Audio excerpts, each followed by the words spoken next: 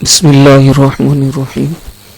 عزیز طلباء، السلام علیکم ورحمۃ اللہ وبرکاتہ۔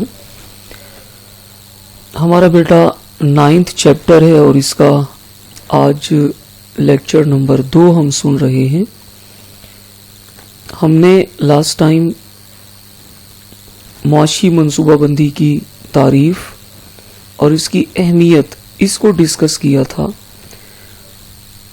معاشی منصوبہ بندی کی اہمیت میں ہمارا تیسرا پوائنٹ ہے آج ملازمتوں کی فراہمی۔ ترقی پذیر ممالک کا سب سے بڑا مسئلہ پڑھے لکھے اور روزگار کے قابل افراد کو ملازمتیں فراہم کرنا ہے۔ یعنی ان ترقی پذیر ملکوں کے پاس ملازمتیں فراہم کرنے کے مواقع نہیں ہوتے۔ پڑھے لکھے افراد ہوتے ہیں لیکن یہ پڑھے لکھے لوگ ان کو دینے کے لیے جابز نہیں ہوتی ہمارے پاس۔ تو معاشی منصوبہ بندی کے ذریعے اس مسئلے کو بہتر طریقے سے حل کیا جا سکتا ہے، کیونکہ ہر حکومت یہ چاہتی ہے کہ ملک میں بے روزگاری بھی نہ ہو اور معاشی ترقی کی رفتار بھی تیز رہے اور لوگوں کا معیار زندگی بہتر ہو، اور یہ کام صرف بہتر معاشی منصوبہ بندی کے ذریعے ہی ممکن ہو سکتا ہے۔ یعنی ہم ابھی سے پلاننگ کر لیتے ہیں، پہلے سے ہی ہمیں یہ پتہ ہوتا ہے کہ ہمارے پاس کس فیلڈ میں کتنے لوگ لکھ پڑھ کر آگے آنے والے ہیں۔ مثال کے طور پر آپ اس کے لیے بڑا ایک آسان طریقہ سمجھ لیجئے۔ ہمیں یہ پتہ ہے کہ ہماری برتھ ریٹ یا برتھ ریشو یہ کتنا ہے۔ ہماری شرح پیدائش 2.1% ہے، یعنی ہر 100 لوگوں پر ایسے سمجھیں کہ ہر 100 لوگ ایک سال کے بعد 102 ہو جاتے ہیں۔ اس میں ہم نے مرنے والوں کی شرح بھی نکال دی ہے، یعنی پیدا زیادہ ہوتے ہیں لیکن اس میں سے جتنے مر جاتے ہیں وہ مائنس کر کے ہمارے پاس جو باقی جواب آتا ہے وہ یہ ہے کہ ہر سال ہم 100 میں سے 2% بڑھ جاتے ہیں۔ اس سال جیسے 2020 میں ہماری آبادی 100 ہے تو اگلے سال 2021 میں ہماری آبادی 102 لوگ ہوں گے۔ اب ہمیں یہ بھی پتہ چلتا ہے کہ ان 102 لوگوں میں سے کتنے بچے، یعنی جو 2% اضافہ ہوا، اس میں سے کتنے بچے سکولوں میں داخل ہوتے، حکومت کے پاس اس کا ریکارڈ ہے۔ پھر کتنے بچے میٹرک پاس کر گئے، حکومتوں کے پاس اس کا ریکارڈ بھی ہوتا ہے۔ کتنے بچے میٹرک پاس کر گئے، گورنمنٹ کے پاس یہ بھی ریکارڈ ہے۔ آپ تمام بورڈ، جیسے پنجاب ہی کے بورڈز ہیں، لاہور بورڈ ہے، ملتان بورڈ ہے، ڈیرہ غازی خان بورڈ ہے، اس میں ہمیں اگر ان بورڈز میں امتحان دینے والے طلبہ کے نتائج پر ہم غور کر لیں تو ہمیں پتہ چلتا ہے کہ سائنس میں پاس ہونے والے کتنے، آرٹس پڑھنے والے بچے کتنے۔ اس کے بعد اگر ہم F A, F S C, I com, I C S, اس کا بھی بورڈ کے پاس ریکارڈ ہے۔ تو یہاں ہمیں بالکل پتہ چلتا ہے کہ میڈیکل، نان میڈیکل، آئی کام، کامرس پڑھنے والے، کمپیوٹر پڑھنے والے، اکنامکس پڑھنے والے، آرٹس پڑھنے والے کتنے بچے کس کس فیلڈ میں آ رہے ہیں، اور پھر اسی ریشو سے ہمیں آگے B A, B S C, M A, M S C تک ایک ایکوریٹ آئیڈیا ہمارے پاس مہیا ہو سکتے ہیں۔ تو اب حکومت کو یہ پتا ہوتا ہے کہ فلاں فلاں فلاں فیلڈ میں اتنے بچے پڑھ کر آ رہے ہیں، انجینئر اتنے بن رہے ہیں، ڈاکٹر اتنے بن رہے ہیں، کامرس کے ماہر اتنے بن رہے ہیں، اکنامکس اتنے بچے پڑھ رہے ہیں، آرٹس پڑھنے والے بچے اتنے ہیں۔ تو یہ پورا ڈیٹا حکومت کے پاس ہے۔ تو حکومت بہتر معاشی منصوبہ بندی کر کے ان تمام طلباء کو جو مستقبل میں روزگار جنہیں درکار ہوگا اس کے لیے پلاننگ کر سکتی ہے۔ اپنے ملک میں ان کو روزگار کے مواقع دیے جا سکتے ہیں۔ اگر اپنے ملک میں اتنا نہیں ہے، سرمایہ نہیں ہے، ایسے وسائل نہیں کہ ہم ان کو روزگار دے سکیں، تو ہم کم سے کم انہیں دوسرے ممالک میں، باہر کی دنیا میں بھیج سکتے ہیں۔ یہ لوگ وہاں جا کر ہمارے اپنے ملک کے لیے زر مبادلہ کما سکتے ہیں۔ اور یہ سارا کام صرف اور صرف معاشی منصوبہ بندی سے ہی ممکن ہوگا. دوسرا پوائنٹ ہے بیٹا ہمارے پاس معاشی خود کفالت کا حصول. خود کفالت کا مطلب ہوتا ہے اپنے پاؤں پر کھڑے ہونا، اپنے آپ پر بھروسہ کرنا، کسی دوسرے کا محتاج نہ رہنا. معاشی منصوبہ بندی کا اہم مقصد معاشی طور پر خود کفیل ہونا ہے. پاکستان ایک زرعی ملک ہے اور بہتر منصوبہ بندی کے ذریعے زرعی شعبے کی ہم خرابیوں کو دور کر سکتے ہیں. ہمیں پتہ ہے کہ ہمارے پاس سیم اور تھور ہے، ہم اس کا خاتمہ کر سکتے ہیں. ہم منڈیوں کے نظام کو بہتر کر سکتے ہیں تاکہ کسان کی فصل مناسب ریٹ پر منڈیوں میں بک سکے. ہم کسان کو عمدہ بیج، کھاد، زرعی مشینری کی خریداری کے لیے قرض کی سہولت دے سکتے ہیں. آب پاشی کے ذرائع بہتر کر سکتے ہیں. سیم اور تھور کا خاتمہ کر سکتے ہیں.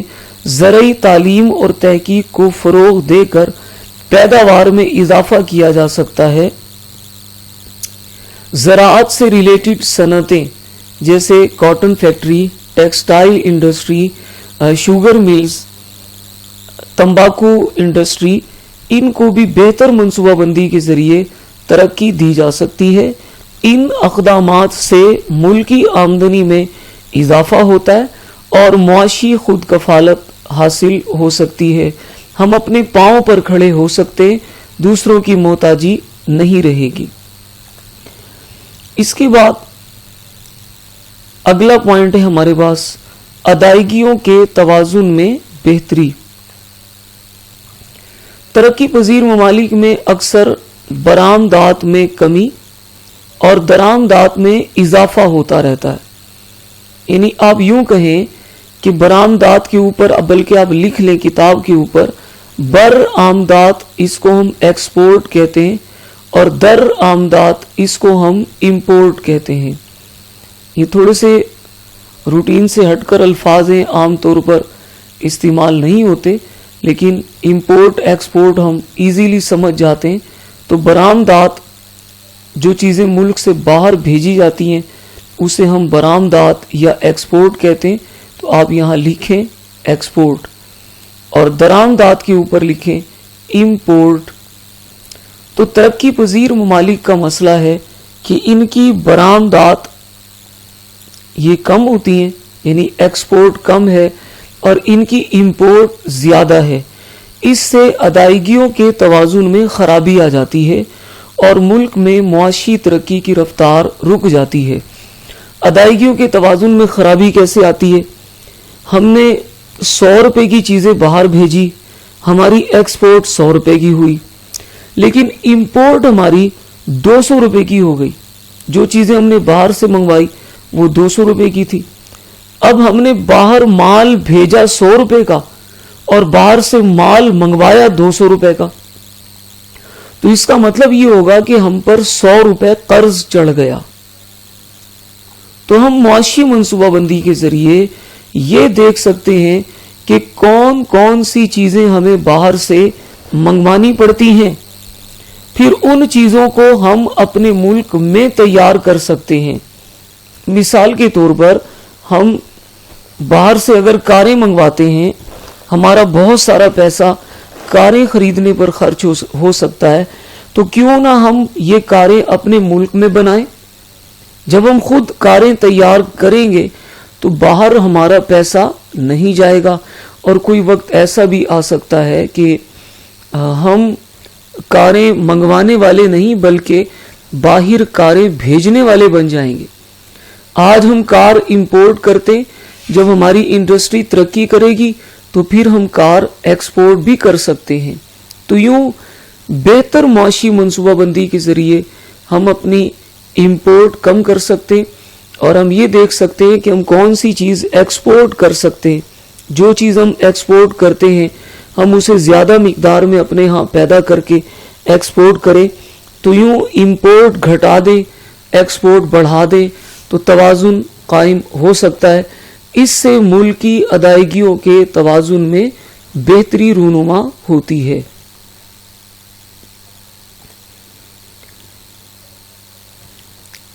اگلا فائدہ جو ہمیں معاشی منصوبہ بندی سے حاصل ہو سکتا ہے وہ ہے صنعتی ترقی کا حصول۔ معاشی منصوبہ بندی کے ذریعے صنعتوں کے قیام کے لیے خصوصی مراعات دی جاتی ہیں، رعایتیں دی جاتی ہیں۔ اگر کسی شعبے میں سرمایہ دار یعنی انویسٹر سرمایہ کاری کے لیے تیار نہ ہو تو حکومت خود سرمایہ فراہم کر دیتی ہے۔ بعض اوقات صنعتوں کی حوصلہ افزائی کے لیے ٹیکسوں میں چھوٹ دے دی جاتی ہے۔ اس عمل سے صنعتی ترقی کی رفتار بڑھ جاتی ہے۔ اب اس کو ذرا اور آسان کر کے سمجھیے۔ ہمارے ہاں سن 2000 تک موٹر سائیکل بڑی بھاری مقدار میں باہر سے منگوائی جاتی تھی۔ ہمارے پاکستان میں موٹر سائیکل انڈسٹری نہیں تھی۔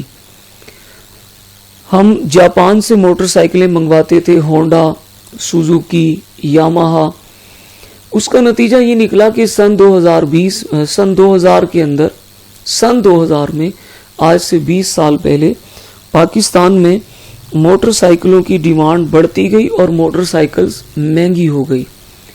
اب حکومت وقت نے اس بات پر غور کیا کہ موٹر سائیکل ہماری ضرورت ہے، تو ہم نے سرمایہ داروں کو ترغیب دلائی کہ آپ لوگ پاکستان میں موٹر سائیکلز بنانے کا پلانٹ لگائیں۔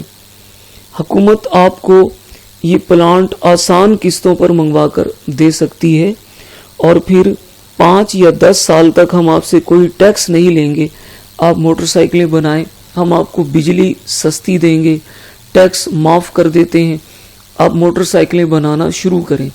نتیجہ یہ نکلا کہ پاکستان میں موٹر سائیکل انڈسٹری بڑی تیزی کے ساتھ ڈیولپ ہو گئی اور اب ہمارے ہاں سستی اور بہترین معیار کی موٹر سائیکلیں دستیاب ہیں۔ تو معاشی منصوبہ بندی کے ذریعے ہمارے پاس صنعتی ترقی کا حصول آسان ہو جاتا ہے۔ اس کے بعد 7واں پوائنٹ ہے ہمارے پاس پسماندہ علاقوں کی بہتری۔ اگر کسی ملک کے علاقے مساوی طور پر ترقی یافتہ نہ ہوں تو بہتر معاشی منصوبہ بندی کے ذریعے پسماندہ علاقوں کو ترقی یافتہ علاقوں کے برابر لایا جا سکتا ہے۔ ملکی حالات کو پیش نظر رکھتے ہوئے پیداواری ذرائع کی منصفانہ تقسیم معاشی منصوبہ بندی کے بغیر ممکن نہیں۔ دیکھیں ہمارے پاس پیداواری ذرائع جن سے ہم پیداوار حاصل کرتے ہیں، ترقی کرتے ہیں، وہ عام طور پر 2 ہیں۔ ایک تو زرخیز زمینیں اور دوسرا کارخانے، فیکٹریاں۔ اب ان 2 ہی چیزوں کو ہم دیکھیں، ہمارے ملک کے سارے علاقے زرخیز نہیں، زرخیز زمینیں ہر جگہ نہیں ہیں۔ جیسے پنجاب کی زمینیں سونا اگلتی ہیں اور بلوچستان کی زمینیں بنجر ہیں، پہاڑی علاقے ہیں، وہاں کاشتکاری نہیں ہو سکتی۔ تو جہاں زرخیز زمینیں نہیں ہیں ہم وہاں فیکٹریاں لگا سکتے ہیں، کارخانے لگا سکتے ہیں تاکہ وہ علاقے بھی ترقی کریں، وہاں کے رہنے والے لوگوں کو ان فیکٹریوں اور ان کارخانوں کے ذریعے روزگار ملے۔ اگر وہاں زمینیں زرخیز نہیں تو کوئی بات نہیں، ہم وہاں کارخانے، فیکٹریاں لگا سکتے ہیں۔ تو یہی بات وہ کہتا ہے کہ پیداواری ذرائع کی منصفانہ تقسیم معاشی منصوبہ بندی کے بغیر ممکن نہیں۔ اس سلسلے میں پسماندہ علاقوں کے لیے ترجیحی بنیادوں پر ترقیاتی سکیمیں تیار کی جا سکتی ہیں۔ ان اقدامات سے ملک ترقی کی طرف گامزن ہو جاتا ہے اور ملکی معیشت میں استحکام یعنی مضبوطی پیدا ہوتی ہے۔ آج کے لیے اتنا کافی ہے۔ اللہ آپ کا حامی و ناصر ہو۔ السلام علیکم ورحمۃ اللہ وبرکاتہ۔